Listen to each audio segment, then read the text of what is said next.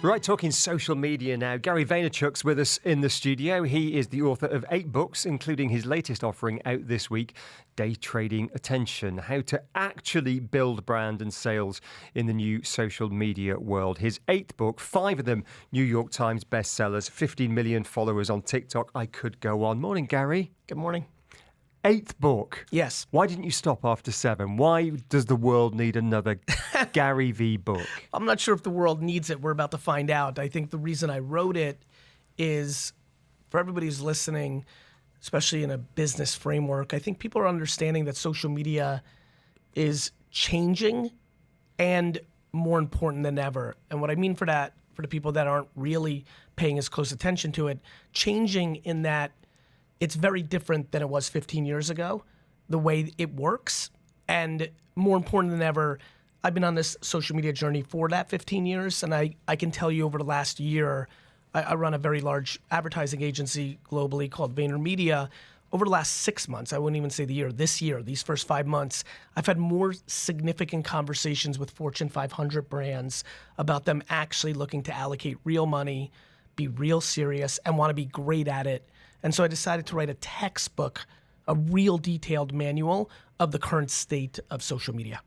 Let's talk about how the Gary V phenomenon began almost 20 years ago. For those who don't know you, I do, #fanboy, but it started in the mid-2000s.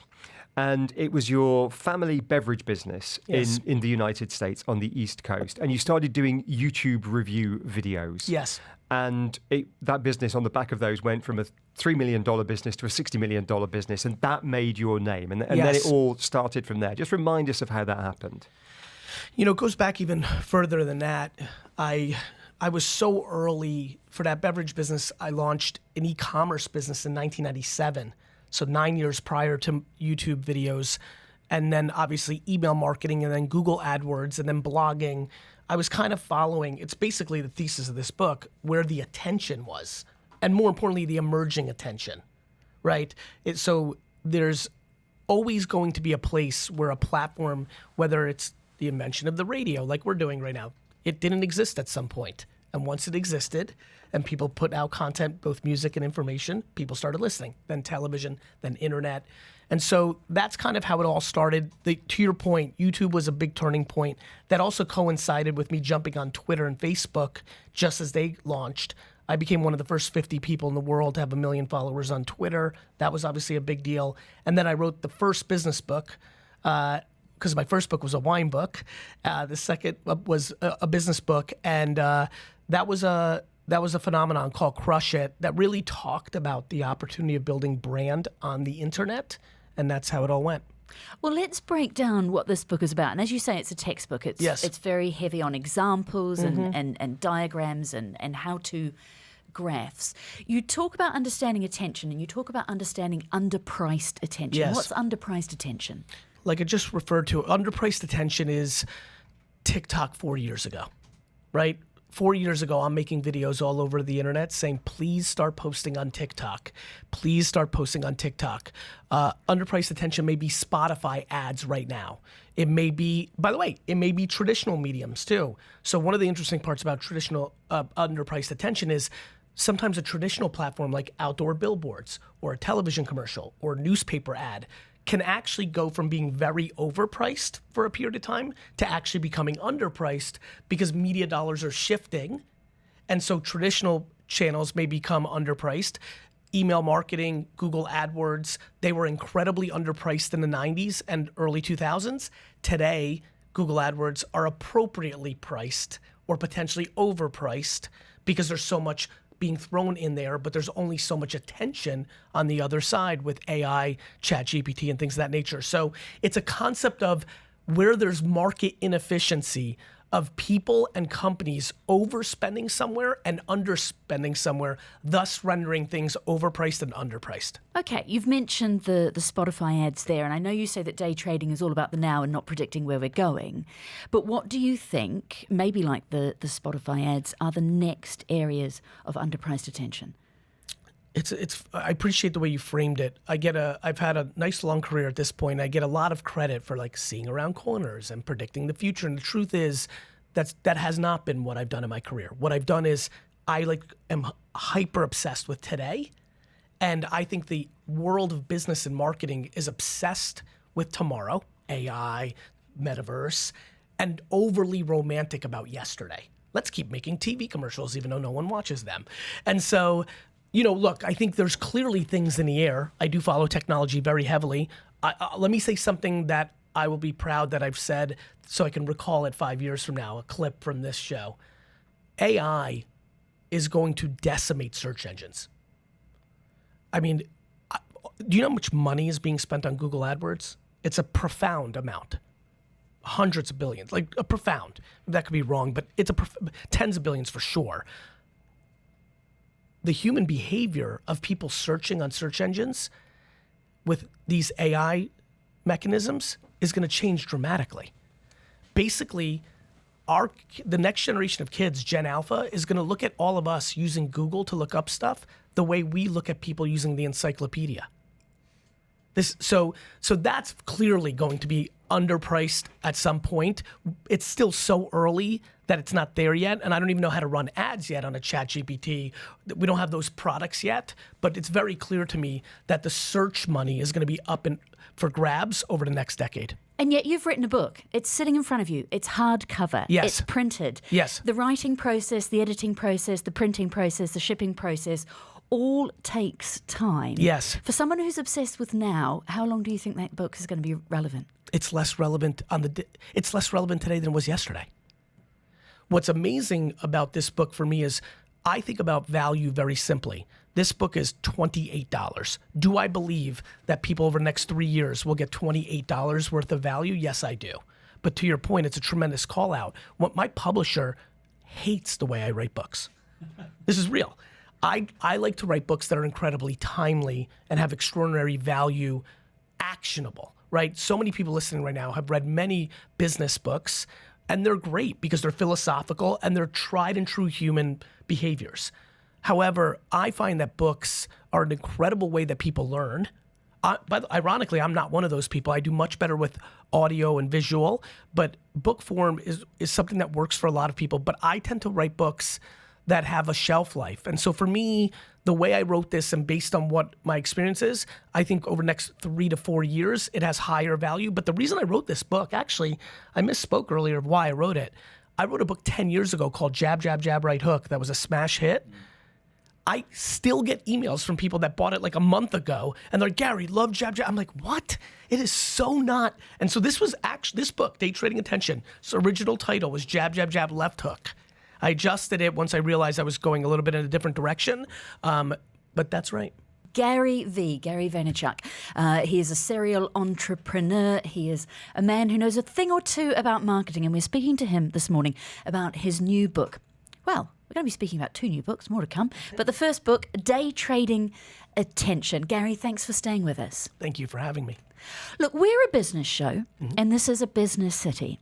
And one of the things that really struck me about your new book is the fact that you don't seem to be a massive fan of what's happening in boardrooms when it comes to marketing decisions. You don't really like the research. You don't like a lot of the proxy studies.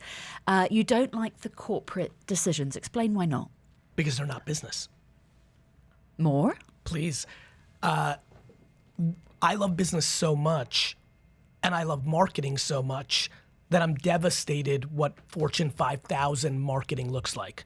So for context, the 5,000 biggest companies in the world are probably the 5,000 worst marketing companies in the world. And for back to your point of who listens to this show, every board member of a meaningful company right now just smiled or said yes listening to this, because what I can promise you, sitting in these boardrooms myself, being in meetings with the biggest hedge funds and private equity firms and CEOs in the world, all of them are struggling with justifying the ROI of marketing, because marketing in 2024 has become incredibly academic and reliant on fake reports. You say that they're boardroom-centric, not consumer-centric. What do you mean? So just explain to everybody how it really works under the hood. If you're Coca-Cola, the way you're measuring your marketing is by a bunch of reports that are grounded in falsities. What happened 30 years ago in Madison Avenue Don Draper Marketing was we separated media and creative. I don't think people know this, but most big companies, BMW, Mercedes-Benz, they have one agency that runs the media and a separate one that runs the creative. What that creates is no accountability. And so what we did over the last 30 years is create a bunch of fake reports to justify the spend. And so what everybody in the game really knows on the inside, this is the reason you've probably seen these headlines, you've probably read some of them on this great show. CMOs only last for 18 months in most of these big companies. They get blown out all the time because they really are dancing instead of actually driving results. This all lends itself to why big companies continue to underinvest where the attention is, social media, and they continue to overinvest in all sorts of silly things like traditional digital banner ads and a bunch of other things. But even on social media, you're saying that these big well-known brands should throw out things like the brand fonts that they use, their recognizability. Well, you know, what I'm fine with, I love where you're going with this. So what you're referring to is being on brand. I'm not saying that BMW should not use their fonts. I'm just saying that they're allowed to use other fonts in an individual social media post that isn't the core fonts, right? You cannot imagine what actually happens in these rooms. Again, the biggest companies in the world will sit and debate for an hour an Instagram post that hardly anybody even sees if it's not good. And they'll decide that they can't use a font or a color because it's not on brand, but no consumer actually thinks that way. So I'm not telling them to change their logo or make it look different. I'm saying that they can do and instead of or. Let's talk about your other book that you've got with you. Yes. It's a kid's book called Meet Me in the Middle. Thank you. I want to... So a three-part question on children. Ooh. One is, tell us about the book and why you wrote it. The second one is, what about the ethics of the social media playbook in day trading attention? I've no doubt it works, but I've got teenage kids and I worry about their exposure on social media. And the third part is, you as a family man, you famously don't share your family on social media, so you're clearly very attuned to this. Pull those threads together. Let's pick number 2. Real fast. This will help everybody listening. I want everyone to really pay attention. If you are worried as a parent about your children on social media, take them off of social media. I beg and plead for this generation to finally start parenting. I think we have conformed into trying to be too much of our kids' friends. If you're genuinely concerned, if you're not genuinely concerned and it's a conversation piece, then that's fine. But if you're genuinely concerned for your children about anything, I would highly recommend to step up and be a parent. So that's what I think about that. Number 3, I'll go there. I was genuinely concerned that I didn't think it was a good idea ever in my life to share my private life with the world, because whatever you share with the world is theirs. And my private life and my family life is the most important thing to me in the world. It didn't even and I, as you know, and I appreciate your words earlier, I never did. 2006, when this was all nirvana and nobody was thinking about the downside, it was intuitive to me that that's not something I needed to give the world. And so I'm very happy I've done that. And so that's been the case. And then number 1, the kids' book's really fun for me. 4 years ago, I started this intellectual property. Think of it as Sesame Street meets Pokemon. So it's very focused. The book's called Meet Me in the Middle, and it's a story of Patient Pig and Eager Eagle. Both are great traits, in my opinion. Being eager is a wonderful thing. Being patient, a wonderful thing. But if you do too much of it, being too patient means you're complacent. Being too eager, you could be sloppy. And so what's really fun about this book is it really teaches people to find the middle. And in general, I think on most wonderful human traits, people take them too far and then they get to a bad version of it. And then more importantly, I just think society, global politics and business and life, I think we've just gotten too far to the edges. I think we live in a generation now where the tail is wagging the dog. And I implore everyone to find the middle. As a matter of fact, very subtly in my other book, Day Trading Attention, I picked the color purple for my cover as a little wink to myself about the middle. As some may know that are listening, America has a very red and blue society. And I feel like if it got to the middle and became purple, we'd be in a better place. And so meet me in the middle. Why, though, write about something completely different for the kids? You're talking about emotional intelligence there. Surely these are the guys who are going to be the content creators. Why not content creation for kids? My last book that only came out a couple years ago was called 12 and a Half, the 13 Ingredients of Emotional Intelligence. Again, I think going back to it, I'm not against or for kids doing content creation. I think that's a very personal decision for families. Mozart was a kid that did content, right? So I think if, telling parents what they should or shouldn't do is not what I'm interested in. I'm saying parenting should be talked about in modern times, but on an individual level, the last thing I would want to get into is tell somebody what they should do. And so there may be a time where I write a book for content creation strategies for the younger set. Gen Alpha is actually very interesting. I'm already kind of studying it, but just timing. Lastly, Please.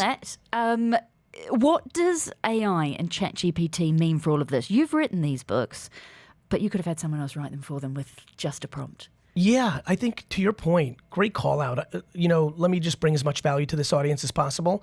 Please, please, please do not put your head in the sand like an ostrich to AI. AI is one of the most profound technologies in the history of mankind. I don't even think the best thinkers, can really understand how I'm sure you've covered this. You've seen the quotes. Some of the most powerful, greatest thinkers of modern technology are petrified. And that's just because they're trying to be thoughtful. But I think AI is going to change our world. And you're right. I'm mapping all of the information I've put out on the internet for the last 25 years. A lot of things are going to be able to be done in a press of a button, which is game-changing. Gary, we're going to have to leave it there out of time. Fascinating insights. Appreciate it. The book is called Day Trading Attention. It is out now. $28, says Gary. I bought the Audible version last night for $10. It was very cheaper. Nice. I don't get the graphs that Brandy's enjoyed, but I enjoyed the book. Gary Vaynerchuk, thank you. Thank you. Dubai Eye 103.8. Join the conversation.